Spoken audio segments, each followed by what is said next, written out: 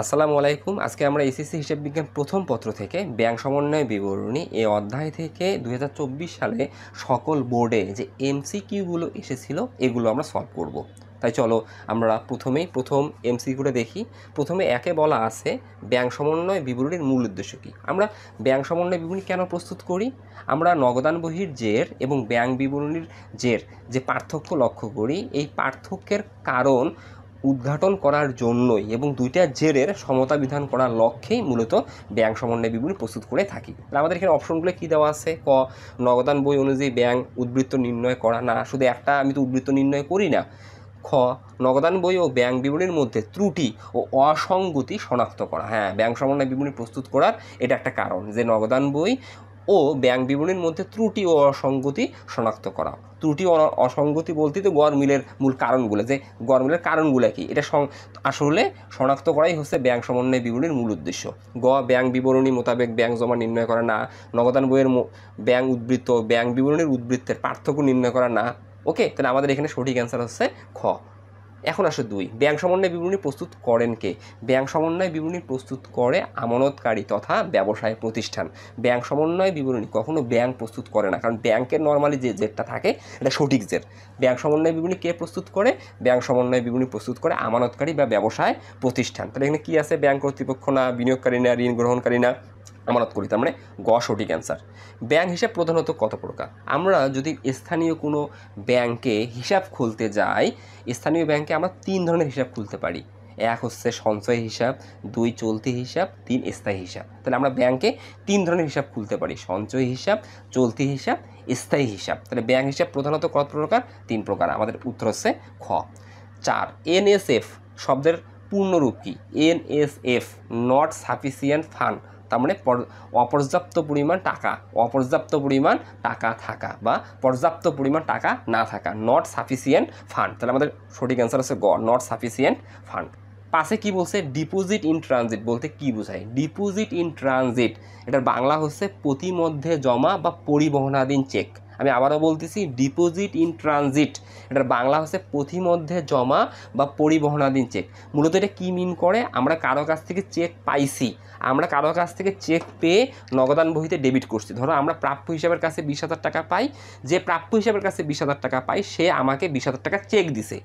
তার মানে আমরা যদি কারো কাছ থেকে চেক পাই, আমরা নগদান বহিতে ডেবিট করি, যে নগদান বহিতে ডেবিট করি, এবং এই চেকটা ভাঙানোর জন্য আমরা আমাদের ব্যাংকে প্রেরণ করি, কিন্তু আমাদের ব্যাংক এখনও আমার অ্যাকাউন্টে ক্রেডিট করে নাই, আমার অ্যাকাউন্টে ক্রেডিট করে নাই। এটাই হচ্ছে deposit in transit. Deposit in transit মানে প্রতিমধ্যে জমা বা পরিবহনাধীন চেক। এটা মূলত কী মিন করে? যে আমি কারো কাছ থেকে চেক পাইছি, নগদান বহিতে ডেবিট করছি, কিন্তু আমার ব্যাংকে এটা আদায়ের জন্য জমা দিছি, বাট ওই হিসাবকালের মধ্যে আমার ব্যাংক আমার অ্যাকাউন্টে এখন ওই টাকাটা ক্রেডিট করে নি। তাহলে এখানে প্রতিমধ্যে জমা, এই যে পরিবহন ডিপোজিট ইন ট্রানজিট মানে আমাদের এখানে ঘ সঞ্চিত চেক, বকেয়া চেক, প্রত্যাখ্যাত চেক একটাও না, ঘ পরিবহনাধীন চেক। এটা ব্যাখ্যা সহ আমি উল্লেখ করলাম। তাহলে পরিবহনাধীন চেক বা প্রতিমধ্যে জমা, এটা ঘ সঠিক অ্যান্সার। 6, বকেয়া চেক বলতে কি বোঝায়? তাহলে বকেয়া চেকের বিষয়টা এখন আমরা বুঝবো। বকেয়া চেক বলতে আমরা কাউকে চেক দিছি, আমরা যখন কাউকে চেক দিই, ধরো আমার কাছে প্রদেয় হিসাব 10,000 টাকা পাবে, আমি 10,000 টাকা ঋণী আছি, মানুষ আমার কাছে 10,000 টাকা পাবে, অ্যান্ড এই দায়টা নিষ্পত্তির জন্য আমি তাকে অর্থাৎ প্রদেয় হিসাবকে একটা চেক প্রদান করলাম। আমরা যখন কাউকে চেক প্রদান করি, আমরা নগদান বহিতে ক্রেডিট করি। তাহলে আমি ধরো প্রদেয় হিসাবকে 10,000 টাকা চেক দিছি, চেক দেওয়ার সঙ্গে সঙ্গে আমরা নগদান বহিতে ক্রেডিট করছি। ভালো কথা। এখন আমি যাকে চেক দিছি সে ওই হিসাবকালের মধ্যে আমার ব্যাংকে ওই চেকটা উপস্থাপন করেনি, তার মানে আমার ব্যাংক এখনও আমার অ্যাকাউন্টে ডেবিট করেনি, কারণ আমার অ্যাকাউন্টের মূল চাবি তো ব্যাংকের হাতে। এই অ্যাকাউন্ট আমি যতই আমার নগদান বহিতে বাড়াই বা কমাই, এক্স্যাক্টলি এই অ্যাকাউন্টে প্লাস মাইনাস করার ক্ষমতা শুধু আসলে ব্যাংকারের আছে, অর্থাৎ যে ম্যানেজমেন্ট, সেই ম্যানেজমেন্টের আছে, যে আমি আমার অ্যাকাউন্টে টাকা জমা দিলে তারা ওইখানে যোগ করে দেবে, আমি যদি আমার অ্যাকাউন্ট থেকে টাকা উত্তোলন করি তারা ওইখান থেকে বিয়োগ করে দেবে, আমি চাইলেও পারবো না। তাহলে আমি কাউকে চেক দিছি মানে আমি আমার বহিতে নগদান বহিতে ক্রেডিট করছি এই মনে করে যে আমার অ্যাকাউন্ট থেকে সম্পদ কমে গেছে। কারণ আমার মূল বিষয়টা কি?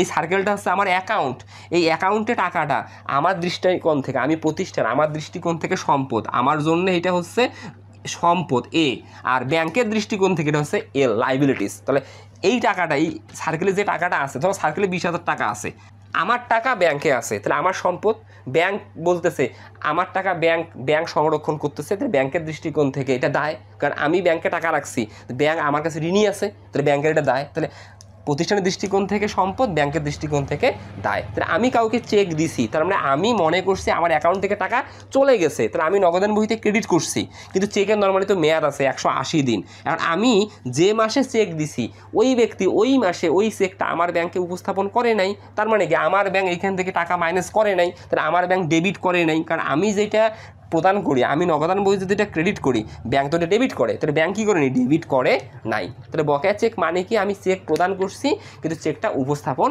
হয়নি। তাহলে আমরা যদি অপশনটা দেখি, এই গ, ইস্যুকৃত চেক যা ব্যাংকে উপস্থাপিত হয়নি বিধায় তো আমার ব্যাংক ডেবিট করে নাই, মূল বিষয়টা এটা গ। তাহলে 6 হচ্ছে গ। এবার আসলে 7, এনএসএফ চেক অর্থ কী? এনএসএফ চেক অর্থ কী? জমাকৃত চেক প্রত্যাখ্যান, জমাকৃত চেক আদায়, ইস্যুকৃত চেক উপস্থাপন হয়েছে, ইস্যুকৃত চেক উপস্থাপন হয়নি। এনএসএফ চেক অর্থ হচ্ছে জমাকৃত চেক প্রত্যাখ্যান। বিষয়টা কেমন এটা একটু আমাকে ক্লিয়ারলি বুঝতে হবে। এখন এনএসএফ চেক বিষয়টা বোঝার আগে আমাকে বুঝতে হবে, ধরো আমি এ নামে এক ব্যক্তির কাছে টাকা পাওনা আছি 20,000 টাকা, মানে আমি পাবো, এ নামে এক ব্যক্তির কাছে টাকা পাবো। ওই ব্যক্তি কি করছে, আমাকে একটা চেক দিছে। এখন এ আমাকে যে চেকটা দিছে, ধরো ওটা অগ্রণী ব্যাংকের চেক, অগ্রণী ব্যাংকের চেক, কারণ এর অগ্রণী ব্যাংকে অ্যাকাউন্ট আছে। এ কি করছে, অগ্রণী ব্যাংকের চেক আমাকে 20,000 টাকা দিছে। তাহলে আমরা নর্মালি কী জানি, হিসাব বিজ্ঞানের নিয়ম অনুযায়ী আমরা যখন চেক পাই আমরা ধরে নেই আমার অ্যাকাউন্টে টাকা বাড়ছে। তাহলে আমি যখনই চেক পাই আমরা সঙ্গে সঙ্গে নগদান বহিতে ডেবিট করি। ভালো কথা, নগদান বহিতে ডেবিট করলাম। এখন নগদান বহিতে ডেবিট করে আমি যদি হাত পা গুটিয়ে বসে থাকি, আসলে আমার অ্যাকাউন্টে কি টাকা বাড়বে? কারণ আমি যদি কারো কাছ থেকে চেক পাই, এই চেকটা তো ভাঙানোর ব্যবস্থা করতে হবে। তাহলে আমি কি করব, আমি যখন চেক পাইছি আমি নগদান বহিতে ডেবিট করলাম, ভাঙানোর জন্য এটা আমার ব্যাংকে প্রেরণ করবো, অর্থাৎ আমার ব্যাংকে জমা দেবো। ভালো কথা, আমার ব্যাংকে জমা দিলাম। আমার ব্যাংক কী করবে, ধরো আমার ব্যাংক হচ্ছে সোনালী ব্যাংক, আমি চেকটা পাইছি কিন্তু অগ্রণী ব্যাংক, ভালো করে বোঝো। এ নামে এক ব্যক্তির কাছে আমি 20,000 টাকা পাওনা আছি, এ আমাকে অগ্রণী ব্যাংকের 20,000 টাকা চেক দিছে, আমি চেক পাওয়ার সঙ্গে সঙ্গে নগদান বহিতে ডেবিট করছি, কিন্তু আমার ব্যাংক হচ্ছে সোনালী ব্যাংক। এই অগ্রণী ব্যাংকের চেকটা আমি আমার সোনালী ব্যাংকে জমা করব। সোনালী ব্যাংক কী করবে, মেইলের মাধ্যমে অগ্রণী ব্যাংকে চেকটা মেইল করবে। তার মানে ওই চেকটা ফান্ড ট্রান্সফার করার জন্য, চেকের টাকাটা ট্রান্সফার করার জন্য সোনালী ব্যাংক অগ্রণী ব্যাংকে মেইল করবে। যেহেতু সোনালী ব্যাংক অগ্রণী ব্যাংকে মেইল করলো, তাই সোনালী ব্যাংক ধরে নিল এই টাকাটা আদায় হবে, তার মানে সোনালী ব্যাংক আমার অ্যাকাউন্টে 20,000 টাকা ক্রেডিট করলো, কারণ আমি নগদান বহিতে ডেবিট করছি। সোনালী ব্যাংক যেহেতু চেকটা ভাঙানোর জন্য আমি সোনালী ব্যাংকে জমা দিছি, এবং সোনালী ব্যাংক ওই মাসেই কার্যক্রম শুরু করছে, মানে অগ্রণী ব্যাংকে চেকটা মেইল করছে, তাই সোনালী ব্যাংক ধরে নিছে চেকের টাকাটা আদায় হতে পারে, তাই সঙ্গে সঙ্গে কি করছে, ওটা ক্রেডিট করছে মেইল করার সঙ্গে সঙ্গে। এখন মেইলটা অগ্রণী ব্যাংকে গিয়ে পৌঁছাইছে, অগ্রণী ব্যাংকে যে অফিসার আছে, যে যার নিকট মেইল করলো, সে কি করবে, এর অ্যাকাউন্ট চেক করবে। এর অ্যাকাউন্ট চেক করে দেখলো যে অগ্রণী ব্যাংকে এর অ্যাকাউন্টে টাকা আছে 15,000, ধরে নাও 15,000 টাকা আছে। তার মানে কি, চেক হচ্ছে 20,000 টাকার, তার অ্যাকাউন্টে টাকা আছে 15,000। এটাকে কিন্তু আমরা বলতেছি এনএসএফ, নট সাফিসিয়েন্ট ফান্ড। তার মানে এর ব্যাংকে, অগ্রণী ব্যাংকে পর্যাপ্ত পরিমাণ টাকা নাই।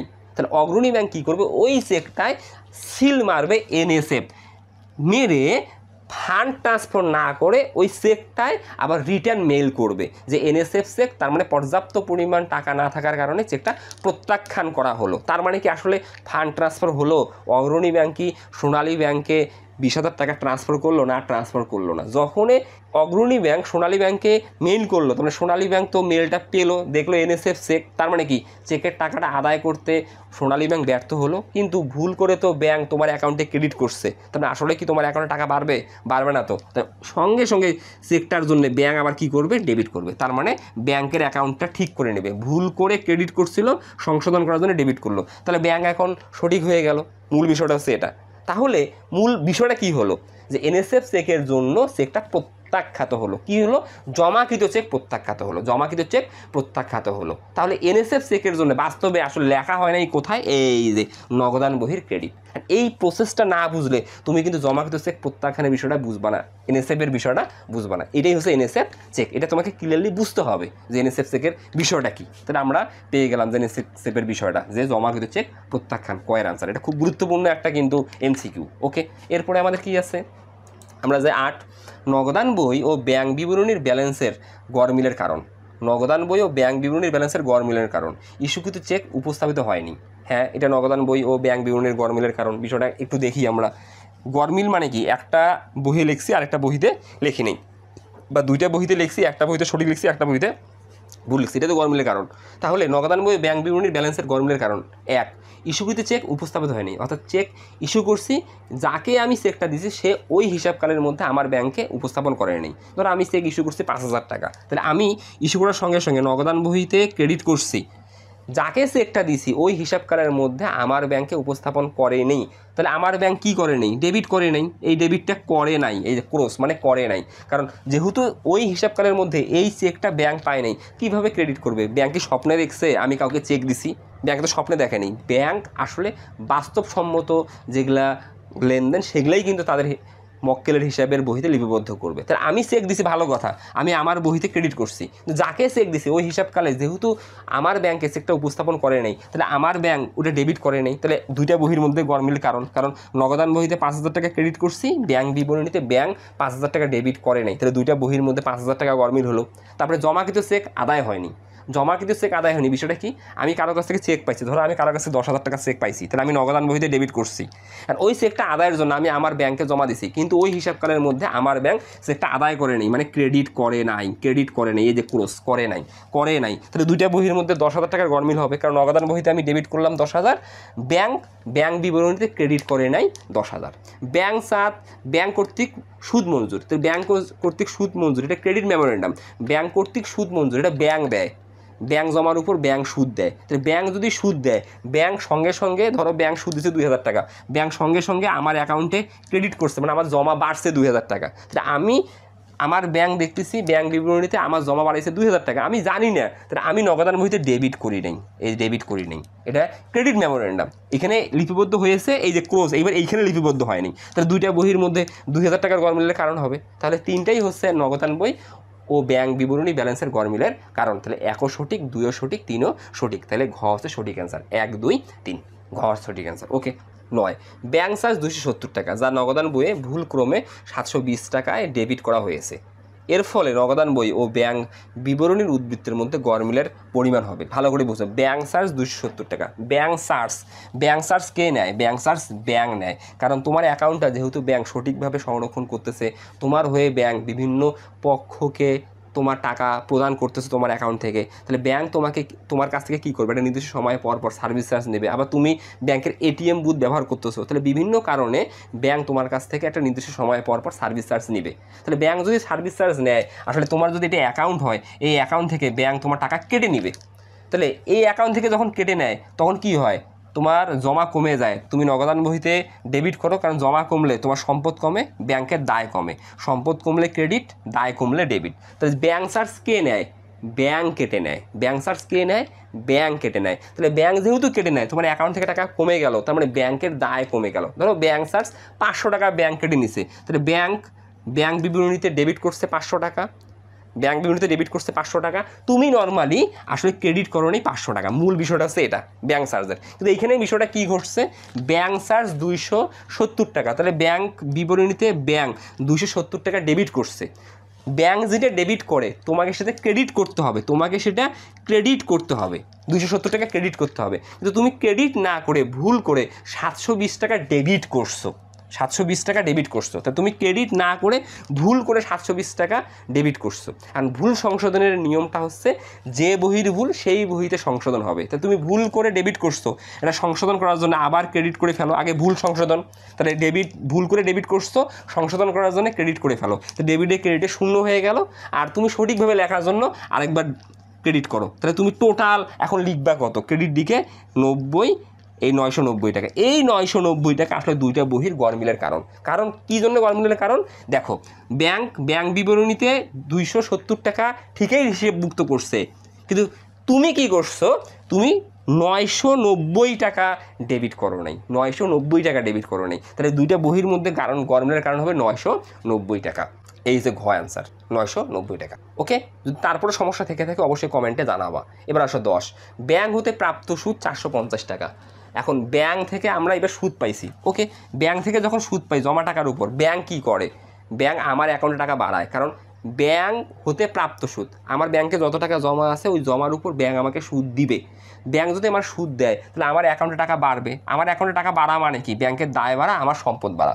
ব্যাংকের দায় বাড়লে ব্যাংক ক্রেডিট করে, তাহলে এখানে টাকা বাড়লে ব্যাংক ক্রেডিট করে, আমি ডেবিট করি। এখানে টাকা কমলে তার মানে এখানে প্লাস হলে এই যে সম্পর্কটা হচ্ছে এটা, এই যে এইটা সম্পর্ক, আর এই মাইনাস হলে এই যে এইখানে আর এইখানে, মূল বিষয়টা হচ্ছে এটা। তাহলে যখন প্লাস হবে ক্রেডিট ডেবিট, যখন মাইনাস হবে ক্রেডিট ডেবিট, মূল বিষয়টা হচ্ছে এটা।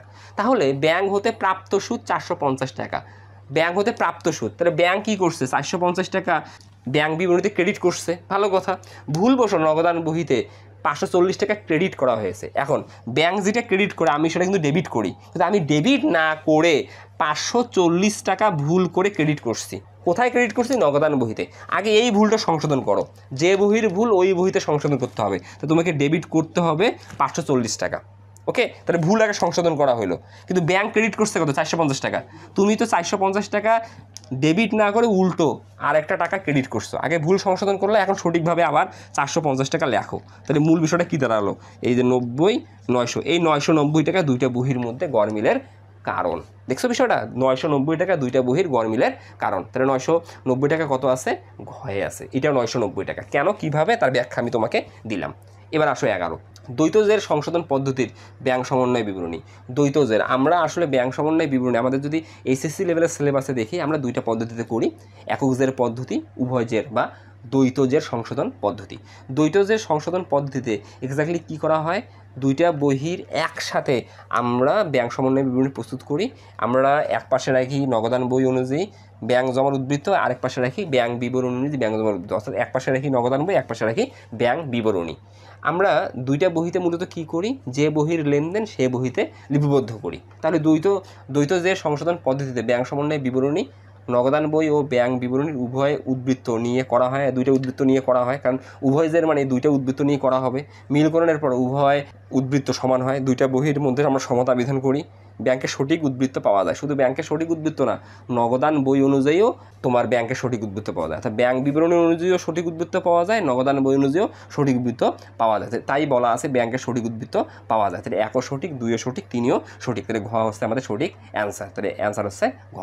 ব্যাংক কর্তৃক ধার্যকৃত চার্জ, ব্যাংক কর্তৃক ধার্যকৃত চার্জ, ব্যাংক কর্তৃক ধার্যকৃত চার্জের বিষয়টা কি?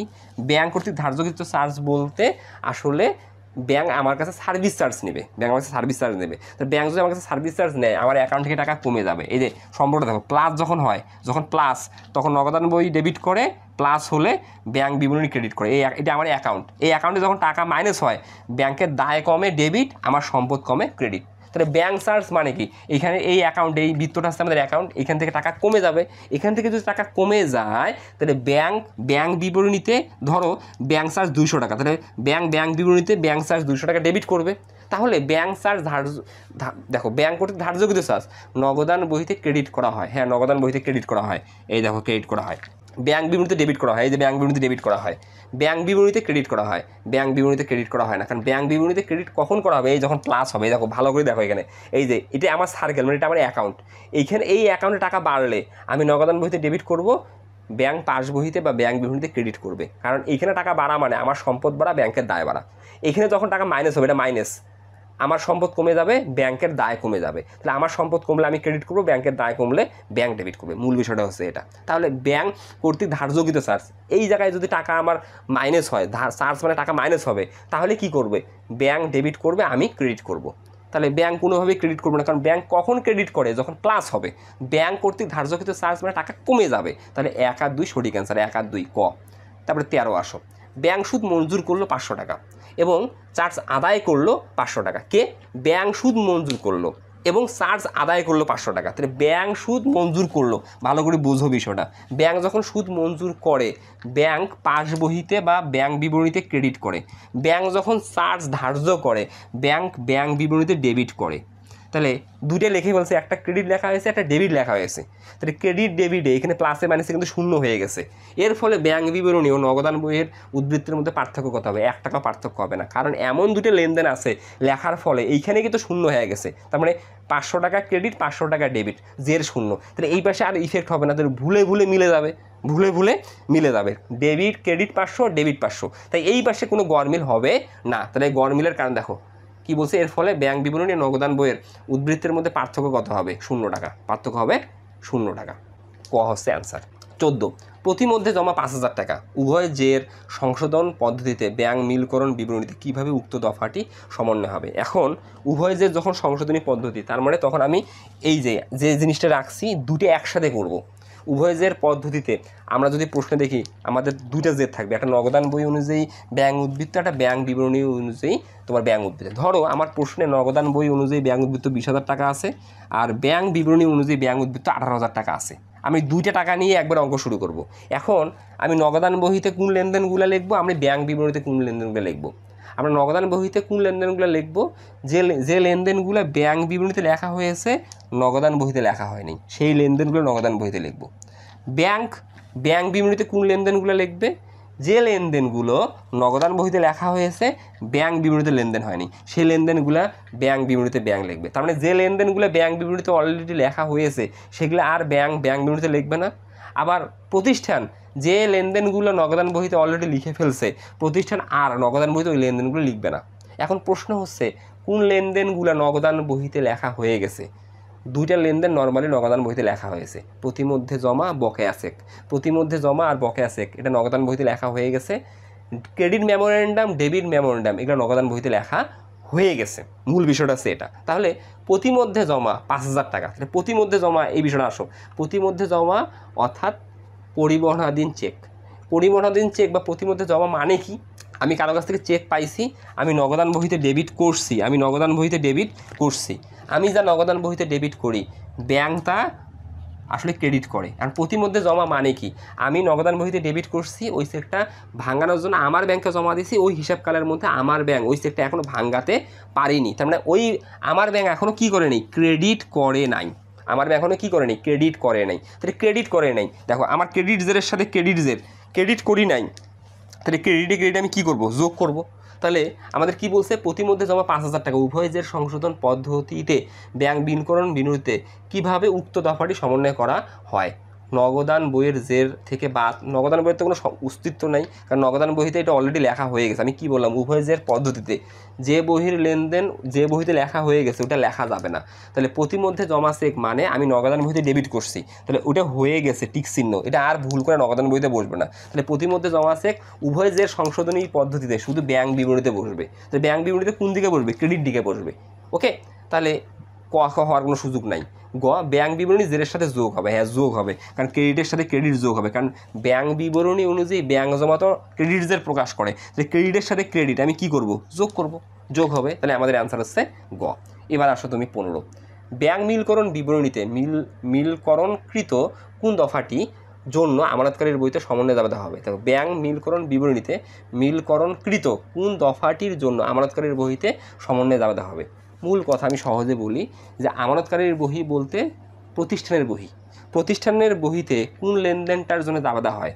যে লেনদেনটা ব্যাংক বিবরণীতে লেখা হয়েছে নগদান বহিতে লেখা হয়নি। তার মানে মাথায় রাখবা যে আমানতকারীর বহি মানে প্রতিষ্ঠানের বহিতে কোন লেনদেনটার জন্য জাবেদা হবে? যে লেনদেনটা এখনও নগদান বহিতে লেখা হয়নি। যে লেনদেনটা নগদান বহিতে লেখা হয়নি তার জাবেদাও করা হয়নি। যে লেনদেনটা নগদান বহিতে লেখা হয়েছে তার জাবেদা করা হয়েছে। তাহলে আমি যদি বলি প্রতিমধ্যে জমা চেক, এটার কি জাবেদা হবে? জাবেদা হবে না। বকেয়া চেক, এটার কি জাবেদা হবে? জাবেদা হবে না। কেন হবে না? প্রতিমধ্যে জমা চেক মানে আমি চেক পাইছি, আমি নগদান বহিতে ডেবিট করছি, আদায়ের জন্য ব্যাংকে জমা দিছি, ব্যাংক এখন আদায় করে নেই। প্রতিমধ্যে জমা মানে আমি চেক পাইছি, তার মানে নগদান বহিতে ডেবিট করছি, তার মানে তার জাবেদাও করছি। বকেয়া চেক মানে কি? আমি কাউকে চেক দিছি, তার মানে আমি নগদান বহিতে ক্রেডিট করছি, তার মানে আমি যেহেতু নগদান বহিতে ক্রেডিট করছি তার মানে নগদান বহিতে জাবেদা করছি। তাহলে আমরা বলতে পারি যে লেনদেনটা এখনও নগদান বহিতে লিপিবদ্ধ করা হয়নি তারই মূলত জাবেদা করব। তো নগদান বহিতে কোন লেনদেনটা লিপিবদ্ধ করা হয়নি? Credit memorandum, debit memorandum. এই ক্রেডিট মেমোরেন্ডাম, ডেবিট মেমোরেন্ডাম শুধু কোথায় লিপিবদ্ধ করা হয়েছে? ব্যাংক বিবরণীতে। ওকে, তাহলে ব্যাংক সার্ভিস চার্জ এটা কিন্তু আমাদের debit memorandum. Bank service charge কি হয়েছে, ব্যাংক বিবরণীতে ধরো ব্যাংক সার্ভিস চার্জ 300 টাকা ব্যাংক বিবরণীতে ডেবিট করছে, তাহলে ব্যাংক বিবরণীতে ডেবিট করছে, আমি কি করি নাই, আমি নগদান বইতে ক্রেডিট করি নাই, তাহলে এটা জাবেদা হবে। এটা জাবেদা কি হবে, ব্যাংক চার্জ ডেবিট ব্যাংক হিসাব ক্রেডিট। ব্যাংকের ভুল, তাহলে ব্যাংকের ভুল ব্যাংক সংশোধন করবে, ব্যাংকের কোনো লেনদেনে জাবেদা আমি করব না। প্রতিমধ্যে জমা এটা অলরেডি জাবেদা করে ফেলছি, অপরিশোধিত চেক মানে বকেয়া চেক অলরেডি জাবেদা করে ফেলছি, তাহলে এই দুইটার অলরেডি জাবেদা হয়ে গেছে। ব্যাংকের ভুল ব্যাংক ওটা সংশোধন করবে, আমি জাবেদা করব না। আমি জাবেদা করব কোনটা, ক, এটা হচ্ছে ডেবিট মেমোরেন্ডাম। ব্যাংক ডেবিট করছে, আমি ক্রেডিট করি নেই, আমি লেখি নেই মানে আমি জাবেদাও করি নেই। ওকে, তাহলে আমরা পাইলাম ক। এখন আসো উদ্দীপক, নিচের উদ্দীপকটি পড়ে 15 ও 16 নং প্রশ্নের উত্তর দাও। উদ্দীপকে কি বলা আছে, 31 জুলাই তারিখে মার্টিনেস কোম্পানির ব্যাংক বিবরণী অনুযায়ী ব্যাংক জমা 7,200 টাকা। তাহলে কি অনুযায়ী, ব্যাংক বিবরণী অনুযায়ী, ভালো করে বোঝো। তাহলে আমরা একটু লিখে রাখি এটা, তাহলে ব্যাংক বিবরণী অনুযায়ী, তাহলে ব্যাংক বিবরণী অনুযায়ী কত টাকা, ব্যাংক জমা 7,420 টাকা। তাহলে ব্যাংক বিবরণী অনুযায়ী জমা বলতে এটা আসলে ক্রেডিটসের 7,420 টাকা। তাহলে ব্যাংক বিবরণী অনুযায়ী এই অ্যাকাউন্টে যত টাকা জমা থাকবে এটা ব্যাংকের ক্রেডিটসের। ওকে, অপরিশোধিত চেক বলতে আমি কোথায় লিখছি, অপরিশোধিত চেক বলতে বকেয়া চেক মানে আমি চেক ইস্যু যেটা করছি, চেক ইস্যু করছি কত টাকা, 762 টাকা। আমি যেটা চেক ইস্যু করি আমি নগদান বহিতে ক্রেডিট করি, এইটা আমি আসলে ব্যাংকে লিখি নি, এই গোল মানে লিখি নেই, আমি ক্রোজ দিয়ে লিখি নাই। ওকে, তারপরে কি আছে, প্রতিমধ্যে জমা মানে কি, আমি চেক পাইছি, কত টাকা চেক পাইছি, 1120 টাকা। আমি 1120 টাকা চেক পাইছি, তার মানে আমি নগদান বহিতে আমি ডেবিট করছি, আমি কোথায় লিখি নাই, আমি ব্যাংকে ক্রেডিট করি নাই, যেটা করি নাই সেটা গোল দিলাম, এই ক্রোজ দিলাম। এটা আমাদের এখনকার ব্যাংক সমন্বয় বিবরণীর মূল লেনদেন, এগুলো এখন ডেবিট ক্রেডিট হবে। ওকে, তারপরে কি আছে, ব্যাংক কর্তৃক নোটের অর্থ আদায়, তাহলে ব্যাংক আমার হয়ে কত টাকার নোট আদায় করছে, 2200 টাকা। তাহলে ব্যাংক কী করছে, ব্যাংক বিবরণীতে ক্রেডিট করছে, এটা করছে। তাহলে আমি কি করি নাই, আমি নগদান বহিতে ডেবিট করি নাই, এই গোলটা হচ্ছে এখন আমাদের লেনদেন। এইটা কিন্তু আমাদের ব্যাংক বিবরণী যে এই গোলগুলো আমি নেব, যেগুলো লিখে ফেলছি টিক চিহ্ন এগুলো ডান, এগুলো হয়ে গেছে।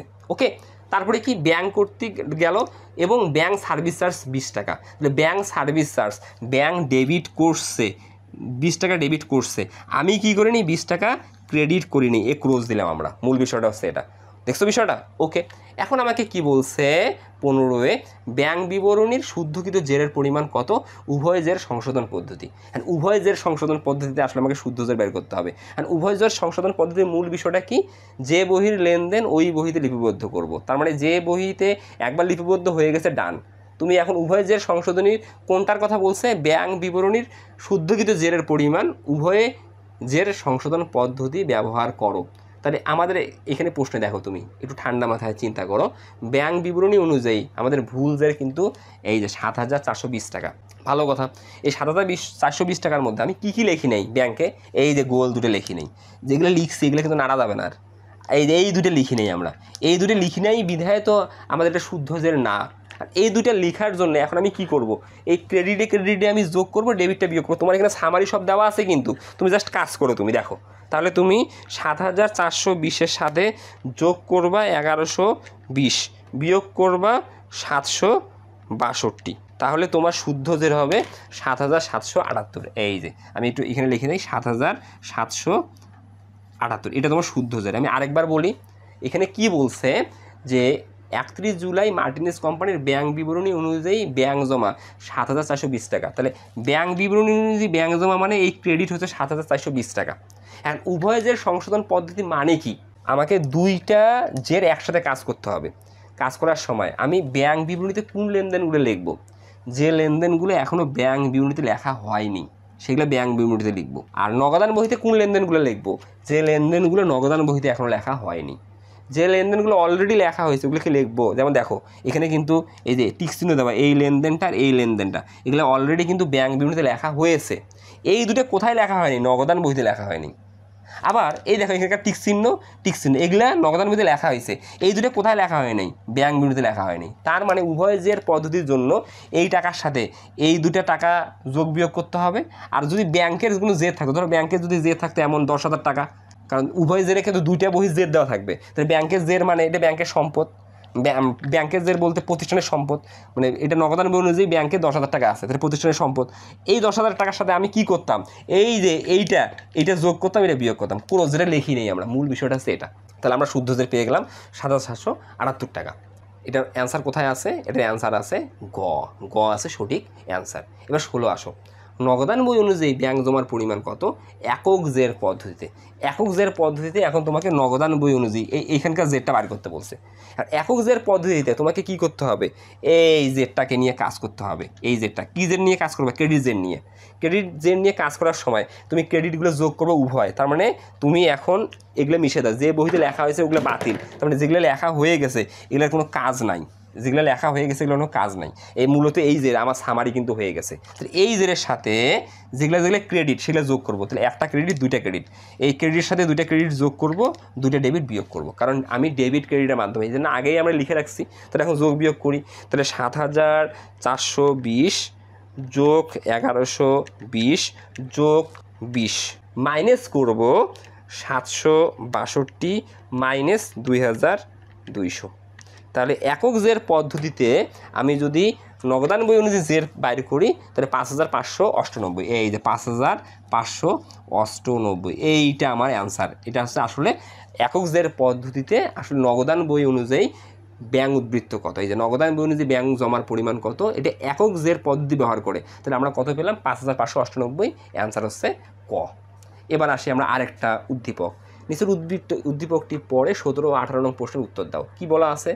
নগদান বই অনুযায়ী ব্যাংক জমাবৃত্ত 50,000 টাকা, ব্যাংক বিবরণী সংশোধনের নিমিত্তে দেখা যায় ব্যাংকে জমাকৃত চেক 10,000 টাকা, টাকার স্থলে হিসাবরক্ষক 1,000 টাকা লিপিবদ্ধ করেছেন। এখন তুমি একটু সামারিটা দেখো। আমার প্রশ্নানুসারে কি বলছে যে নগদান বই অনুযায়ী ব্যাংক জমাবৃত্ত 50,000 টাকা, তাহলে এখানে আমি 50,000 টাকা বসার পর আমি দেখতেছি ব্যাংক বিবরণী সংশোধনের নিমিত্তে দেখা যায় ব্যাংকে জমাকৃত চেক। তাহলে আমি কারো কাছ থেকে চেক পাইছি, আমি যখন চেক পাইছি 10,000 টাকা, আমি নর্মালি নগদান বইতে কিন্তু ডেবিট করবো 10,000 টাকা, কিন্তু হিসাবরক্ষক 10,000 টাকা ডেবিট না করে 1,000 টাকা ডেবিট করছে। এই 1,000 টাকা ডেবিট করছে, 1,000 টাকা ডেবিট করে এটা আদায়ের জন্য ব্যাংকে প্রেরণ করছে, ব্যাংক 10,000 টাকা আদায় করছে। বুঝে নিতে হবে মূল বিষয়টা। দেখো, নগদান বই অনুযায়ী ব্যাংক উদ্বৃত্ত 50,000 টাকা, এটা কিন্তু উদ্বৃত্ত দেওয়া আছে। তারপরে কি বলছে? ব্যাংক বিবরণী সংশোধনের নিমিত্তে দেখা যায় ব্যাংকে জমাকৃত চেক 10,000 টাকা, ব্যাংকে জমাকৃত চেক, তার মানে আমি ব্যবসায় প্রতিষ্ঠান, আমি প্রাপ্য হিসাব বা অন্য কোনো কারণে কারো কাছ থেকে চেক পাইছি 10,000 টাকা, আমার হিসাবরক্ষক কী করছে? এই 10,000 টাকার বদলে 1,000 টাকা আমার বহিতে লিপিবদ্ধ করছে। তার মানে প্রতিষ্ঠানের বহিতে, নগদান বহিতে হিসাবরক্ষক 1,000 টাকা লিখে ওই চেকটা আদায়ের জন্য ব্যাংকে জমা দিচ্ছে, ব্যাংক আবার ব্যাংক বিবরণীতে 10,000 টাকা লিখছে। তো দুইটা বহির মধ্যে গরমিলের কারণ কয় টাকা হলো? এই যে ডেবিট দিকে 9,000 টাকা কম লেখা হয়েছে, ডেবিট দিকে 9,000 টাকা কম লেখা হয়েছে। তাহলে এখন আমাকে কি বলছে যে 17 ব্যাংক সমন্বয় বিবরণীতে ব্যাংকে জমাকৃত চেক বাবদ নগদান বইয়ের উদ্বৃত্তের সাথে কত টাকা যোগ বা বিয়োগ করতে হবে। তাহলে নগদান বইয়ের উদ্বৃত্তের সাথে এই যে যোগ হবে 9,000। কেন যোগ হবে 9,000? দেখো তো, আমি 50,000 টাকা আগে থেকে ডেবিট আছে, আমার হিসাবরক্ষক 10,000কে ডেবিট না করে ভুলে কত ডেবিট করছে? 1,000। তাহলে ডেবিট লেখে নেই কত? 9,000। তাহলে ডেবিটে আমরা কি করব? যোগ করব। তো 9,000 টাকা যোগ হবে, তাহলে 9,000 টাকা যোগ হবে, এই 9,000 টাকা যোগ হবে। উক্ত গড়মিল সংশোধন করা হলে আর্থিক অবস্থার বিবরণীতে কী প্রভাব পড়বে? আর এটা যদি আমি সংশোধন করি তাহলে আমার কী প্রভাব পড়বে? দেখো কী প্রভাব পড়বে। হাতে নগদ বৃদ্ধি পাবে। হ্যাঁ, হাতে নগদ 9,000 টাকা বাড়বে, কারণ হাতে নগদ আমার ছিল 50,000 টাকা, 50,000 টাকা ছিল, কিন্তু বাস্তবে ওটা হয়ে যাবে 59,000 টাকা, কারণ 9,000 টাকা আমি বাড়াবো। ওকে, চলতি দায় বৃদ্ধি পাবে। চলতি দায়ের সাথে কোনো সম্পর্ক নেই, এটা দায়ের সাথে কী সম্পর্ক? আমি তো প্রাপ্য হিসাবের কাছ থেকে টাকা পেয়েছি, প্রাপ্য হিসাব বাড়লে বা কমলে দায়ের কোনো সম্পর্ক নাই, প্রাপ্য হিসাব সম্পদ। চলতি সম্পদ বৃদ্ধি পাবে, চলতি সম্পদ অর্থাৎ নগদ টাকা বৃদ্ধি পাবে। তাহলে হাতে নগদ বৃদ্ধি পাওয়া মানে তো চলতি সম্পদ বৃদ্ধি পাওয়া, চলতি সম্পদ বৃদ্ধি পাওয়া। তাহলে আমাদের 1 আর 3 হচ্ছে সঠিক অ্যান্সার, খ 1 আর 3। এবার আসো 19, ব্যাংক বিবরণী অনুযায়ী ক্রেডিট উদ্বৃত্ত বলতে বোঝায়। তাহলে ব্যাংক বিবরণী অনুযায়ী ক্রেডিট উদ্বৃত্ত, নগদান বই অনুযায়ী ডেবিট উদ্বৃত্ত মানে ব্যাংক জমা, ব্যাংক বিবরণী অনুযায়ী ক্রেডিট উদ্বৃত্ত মানে ব্যাংক জমা। তাহলে ব্যাংক বিবরণী অনুযায়ী ক্রেডিট উদ্বৃত্ত বোঝায় ব্যাংক জমাকৃত, ব্যাংক জমার উদ্বৃত্ত, ব্যাংক জমাতিরিক্ত আসলে ব্যাংক জমা উদ্বৃত্ত, ব্যাংক জমা উদ্বৃত্ত। তাহলে ব্যাংক বিবরণী অনুযায়ী যেটা ক্রেডিট, ধরো ব্যাংক বিবরণী অনুযায়ী ব্যাংক বলতেছে 20,000 টাকা ক্রেডিট, ব্যাংক বলতেছে আমার এই অ্যাকাউন্টে 20,000 টাকা আছে, এই দেখো এই ক্রেডিট মানে এখানে যোগ। তাহলে ব্যাংক বিবরণী অনুযায়ী ক্রেডিট মানে কি, আসলে এখানে টাকা জমা, এখানে টাকা জমা। ঠিক তেমনইভাবে তাহলে ব্যাংক বিবরণী যদি ডেবিট উদ্বৃত্ত বুঝাইতো, যদি ডেবিট উদ্বৃত্ত 12,000 টাকা বুঝাইতো, তাহলে ব্যাংকে জমার চেয়ে আসলে ব্যাংক আমার কাছে টাকা পাবে, তখন ব্যাংক জমা তৃক্ত আমার দায় হয়ে যেত। ওটা তো ব্যাংক জমা বুঝাইতো না, ব্যাংক জমা তৃক্ত বুঝাইতো। তাহলে ব্যাংক বিবরণী অনুযায়ী ক্রেডিট উদ্বৃত্ত মানে আসলে ব্যাংক জমার উদ্বৃত্ত, এটা ক সঠিক অ্যান্সার। 20 আসো, চেকের মাধ্যমে বেতন প্রদান 10,000 টাকা, ভুল ক্রমে নগদান বহির ডেবিট দিকে 1,000 টাকা লেখা হয়েছে। ভালো করে বুঝো, চেকের মাধ্যমে বেতন প্রদান 10,000 টাকা। আমরা যখন চেকের মাধ্যমে বেতন দিব, আমরা যদি চেকের মাধ্যমে বেতন দেই, আমরা চেকের মাধ্যমে বেতন দিলে আমরা কি করব, আমরা চেকের মাধ্যমে, দেখো চেকের মাধ্যমে বেতন প্রদান 10,000 টাকা। তাহলে আমি যখন চেকের মাধ্যমে বেতন দিব, তখন আমি নগদান বহিতে ক্রেডিট করব 10,000 টাকা। আমি চেকের মাধ্যমে বেতন দিছি মানে আমার অ্যাকাউন্ট থেকে টাকা কমে গেছে, আমি নগদান বহিতে ক্রেডিট করব 10,000 টাকা। ভালো কথা, আমি নগদান বহিতে ক্রেডিট করব 10,000 টাকা। কিন্তু 10,000 টাকা ক্রেডিট না করে কি করা হয়েছে, ভুল করে নগদান বইয়ের ডেবিট দিকে 1,000 টাকা লেখা হয়েছে। তাহলে আমি ক্রেডিট না করে ভুল করে ডেবিট লিখছি 1,000 টাকা। ভালো করে বুঝো, আমি ক্রেডিট 10,000 টাকা করি নাই, না করে ভুল করে ডেবিট করছি কত টাকা, 1,000 টাকা। আমার ক্রেডিট করা লাগতো 10,000, ক্রেডিট না করে ডেবিট করছি কত, 1,000 টাকা। তাহলে আগে এটা সংশোধন করি, 1,000 টাকা সংশোধন করলাম, আবার আমি সঠিকভাবে 10,000 টাকা লিখি। তাহলে আমাকে ক্রেডিট করতে হবে মোট কত টাকা, 11,000 টাকা।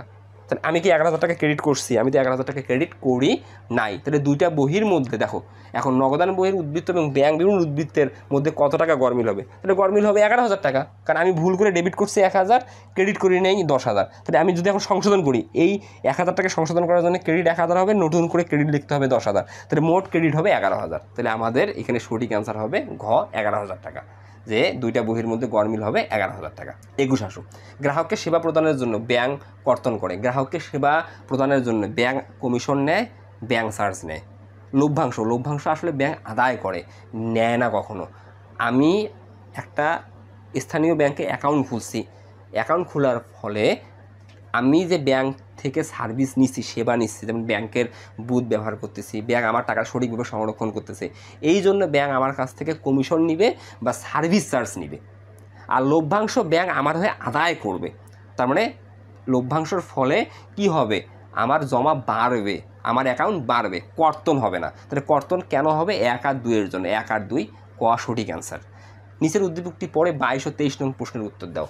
একটি প্রতিষ্ঠানের 1 জুলাই তারিখে ব্যাংক বিবরণী অনুযায়ী ব্যাংক উদ্বৃত্ত 75,000 টাকা। তাহলে ভালো করে বোঝো, একটি প্রতিষ্ঠানের 1 জুলাই তারিখে ব্যাংক বিবরণী অনুযায়ী, তাহলে ব্যাংক বিবরণী অনুযায়ী 75,000 টাকা। তাহলে ব্যাংক বিবরণী অনুযায়ী এই যে ক্রেডিট 75,000 টাকা, ওকে ভালো কথা। তারপরে কি বলছে, 10 জুলাই তারিখে 15,000 টাকার একটি চেক পেয়ে ব্যাংকে জমা দেওয়া হয়। তাহলে 10 জুলাই তারিখে প্রতিষ্ঠান কি করে, একটা চেক পাইছে, একটা চেক পেয়ে ব্যাংকে জমা দিছে। তাহলে 10 জুলাই তারিখে যখন প্রতিষ্ঠান চেক পাইছে, তখন নগদান বহিতে ডেবিট করছে এবং আদায়ের জন্য ব্যাংকে জমা দিছে।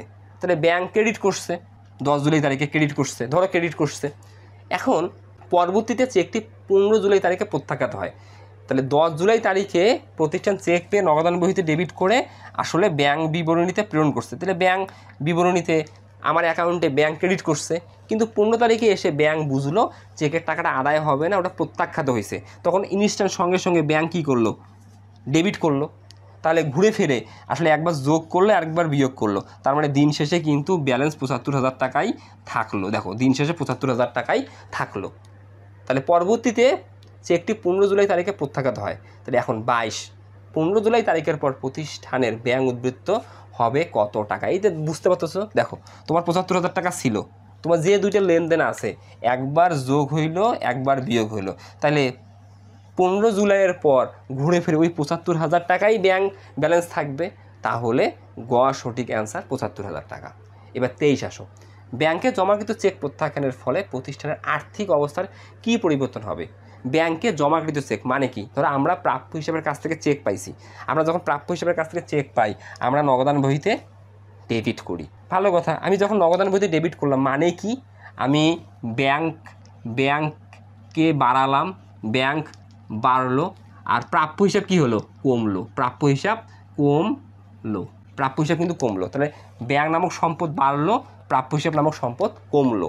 ওকে, যখন আমি চেকটা পাইছি, ওকে চেকটা পাওয়ার পর চেকটা কী হলো, প্রত্যাখ্যাত হলো। প্রত্যাখ্যাত হওয়ার ফলে কি হবে, আসলে কি আমি ব্যাংকের মাধ্যমে টাকা পেলাম? আমি তো টাকা পেলাম না, প্রত্যাখ্যাত হয়েছে, আসলে বাস্তবে টাকা পেলাম না। তাহলে এখন আমাকে কী করতে হবে, এটাকে রিভার্স করে দিতে হবে। তার মানে আমি ভুল করে ব্যাংকে ডেবিট করছি, প্রাপ্য হিসাবকে ক্রেডিট করছি, এখন আমি প্রাপ্য হিসাব বাড়াবো, ব্যাংকে কমাবো। তাহলে প্রত্যাখ্যাত হওয়ার ফলে কী হবে, 15,000 টাকার প্রাপ্য হিসাব বৃদ্ধি হবে, সঠিক অ্যান্সার। 15,000 টাকার প্রদেয় হিসাব বৃদ্ধি, প্রদেয় হিসাবটা কোনো সম্পর্কই নাই। 15,000 টাকার ব্যাংক হিসাব হ্রাস পাবে, হ্যাঁ ব্যাংক হিসাব হ্রাস পাবে, কারণ আমি যখন চেকটা পাইছি আমি ব্যাংক হিসাবকে বাড়াইছি, প্রাপ্য হিসাবকে কমাইছি। প্রত্যাখ্যান হওয়ার ফলে ওটাকে উল্টে দিতে হবে, আমি প্রাপ্য হিসাবে কমাইছি এখন বাড়াবো, আমি ব্যাংক হিসাবকে বাড়াইছি এখন কমাবো। তাহলে 1 আর 3 সঠিক অ্যান্সার। 1 আর 3 কোথায় আছে, ক্ষয়। 24 ব্যাংক বিবরণী অনুযায়ী ব্যাংক জমার উদ্বৃত্তের থেকে নিচের কোন দফাটি বিয়োগ হবে। তাহলে ব্যাংক বিবরণী অনুযায়ী ব্যাংক জমার উদ্বৃত্ত, ভালো করে বুঝো, ব্যাংক বিবরণী অনুযায়ী ব্যাংক জমার উদ্বৃত্ত, তার মানে এটা একক জের পদ্ধতি। তাহলে একক জের পদ্ধতির মূল বিষয়টা কি, যে বিবরণীর জের থাকে সেই বিবরণীর জের নিয়ে আমাকে অঙ্ক শুরু করতে হয়, যে বিবরণীর জের থাকে ওই বিবরণীর জের নিয়ে অঙ্ক শুরু করতে হয়। তাহলে ব্যাংক বিবরণী অনুযায়ী ব্যাংক জমার উদ্বৃত্ত, ধরো ব্যাংক বিবরণী অনুযায়ী ব্যাংক জমার উদ্বৃত্ত হবে 20,000 টাকা আছে, আমি এটা নিয়ে অঙ্ক শুরু করলাম। শুরু করে ব্যাংক সার্চ, এটা ব্যাংক বিবরণীতে ডেবিট হয়েছে, ধরো 200 টাকা ডেবিট হয়েছে, এটা হইছে টিক চিহ্ন। তাহলে ব্যাংক বিবরণীতে ডেবিট হয়েছে, কোথায় ক্রেডিট হয় নাই, এই 200 টাকা এখানে ক্রেডিট হয় নাই, এই হয় নাই, এটা ক্লোজ দিলাম, এখন ক্রেডিট করতে হবে, ভালো কথা। ব্যাংক সুদ এখানে ডেবিট করছে, ধরো 1,000 টাকা ডেবিট হয়েছে, এটা হয়েছে ক্রেডিট হয়েছে, কি হয় নাই, ডেবিট হয় নাই, এই 1,000 টাকা ডেবিট হয় নাই, এই হয় নাই, ক্লোজ দিলাম, হয় নাই যেটা ক্লোজ দিলাম। ব্যাংকে জমাকৃত চেক আদায় হয়নি, ব্যাংকে জমাকৃত চেক আদায় হয়নি মানে কি, ব্যাংকে জমাকৃত চেক মানে নগদান বহিতে ধরো 10,000 টাকা পাইছে, এই চেকটা প্রাপ্তি হয়েছে, আদায়ের জন্য ব্যাংকে জমা দিয়েছে, ব্যাংক এখনও কী করে নেই, ক্রেডিট করে নাই, এই ক্লোজ দিলাম, ক্রেডিট করে নাই। তারপরে কি, মালিক কর্তৃক ব্যাংক হতে উত্তোলন, তাহলে ব্যাংক কী করছে, মালিক কর্তৃক ধরো 500 টাকা উত্তোলন করছে, তাহলে ব্যাংক ডেবিট করছে, এখানে কি করা হয়নি, ক্রেডিট করা, এখানে ডেবিট হয়েছে, এখানে ক্রেডিট করা হয়নি।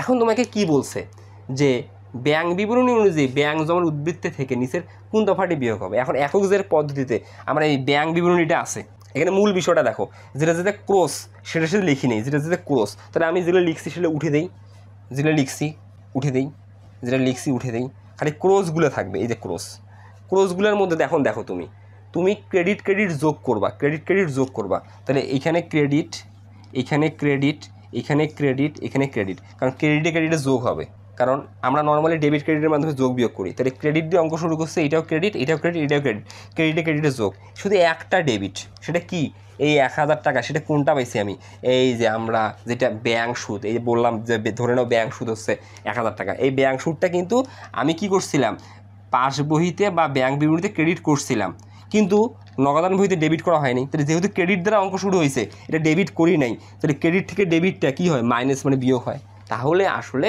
ব্যাংক সুদ বিয়োগ হবে। খুব গুরুত্বপূর্ণ এই লেনদেনটা। তাহলে আজকে এই পর্যন্তই, তোমরা ভালো থাকবে, সুস্থ থাকবে, আল্লাহ হাফেজ, আসসালামু আলাইকুম সবাইকে।